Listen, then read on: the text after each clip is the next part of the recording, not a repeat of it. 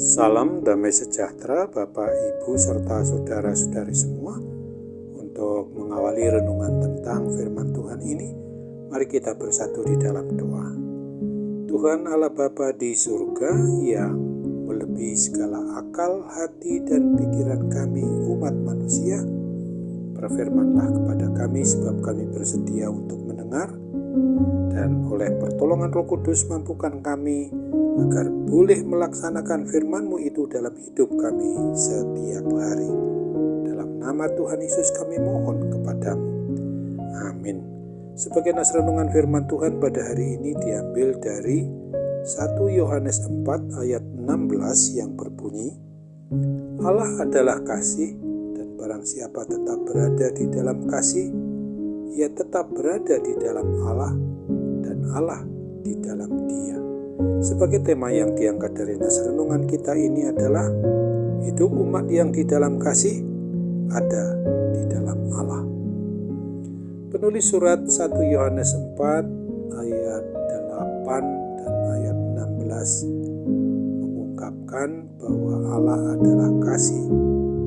Ia menulisnya berulang kali mungkin karena kebenaran tentang kasih Allah dan bukan kemarahan atau ketakutan atau rasa malu kita sebagai dasarnya yang menopang segala realitas itu tidak mudah dimengerti oleh orang-orang dewasa. Dunia membagi kita dalam kelompok-kelompok berdasarkan apa yang paling kita takuti dan kita sering menurutinya sambil mengabaikan atau mengecam suara-suara yang menentang pilihan kita untuk memandang realitas yang ada.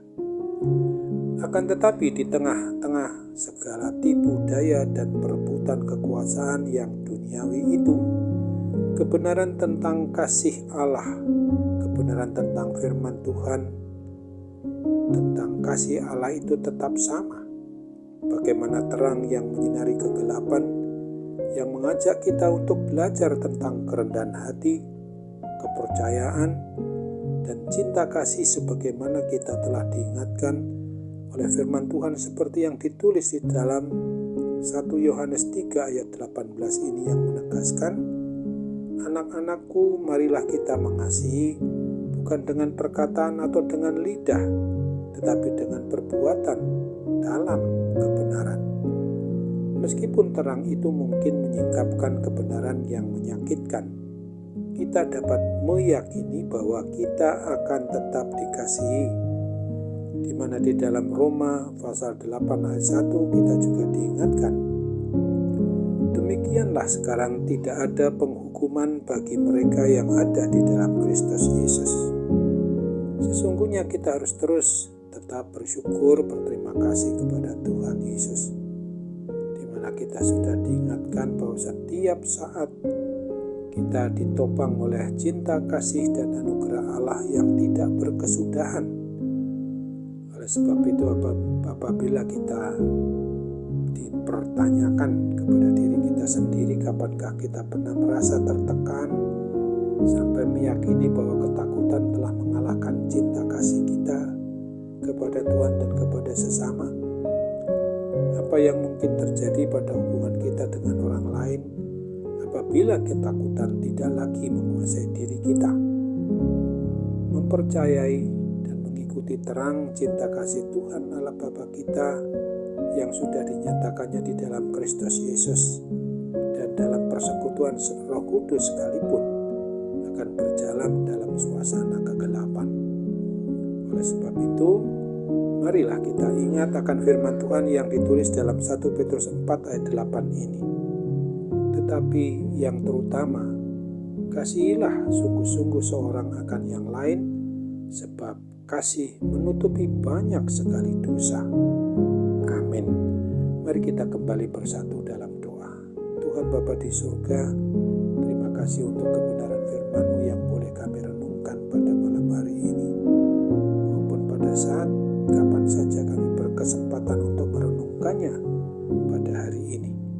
Kiranya Tuhan yang memberi kemampuan kepada kami untuk boleh merasakan bahwa hidup kami sebagai umat-Mu, sebagai anak-anak-Mu yang mau tetap hidup di dalam kasih, maka kami akan merasakan kami tetap ada di dalam rangkulan kasih sayang Tuhan Allah Bapa yang Kau nyatakan di dalam Yesus Kristus dan di dalam persekutuan Roh Kudus.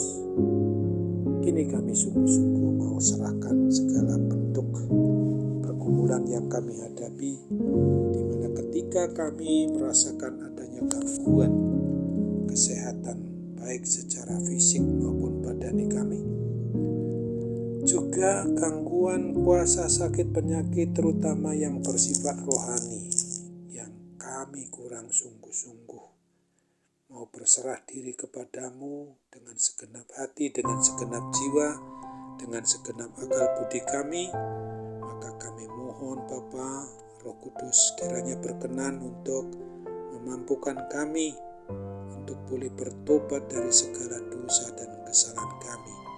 Dan kami pasti akan mendapat pengampunan-Mu ketika kami bersama-sama oleh pertolongan kuat kuasa Roh Kudus itu boleh mengusir kuasa-kuasa jahat, kuasa antikristus, kuasa setan yang mencoba memisahkan diri kami dengan-Mu, sehingga kami boleh dipulihkan, disembuhkan dari gangguan kuasa sakit penyakit apapun juga, dan boleh mendapatkan apa yang menjadi harapan kami, tentu sesuai dengan apa yang Tuhan kehendaki, bukan menurut apa yang kami kehendaki.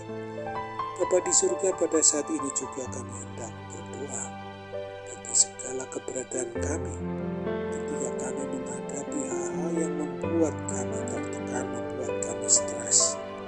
Tolong solusi terbaik pasti Tuhan akan berikan, karena ketika pencobaan-pencobaan yang kami alami sesungguhnya adalah pencobaan yang biasa, di mana kami sanggup untuk menanggungnya karena kuat kuasa Tuhan Yesus yang memberikannya kepada kami, sehingga kami diberi apa yang pantas untuk kami nikmati, sehingga tidak memungkinkan kami untuk tenggelam dalam suasana hal hidup tertekan.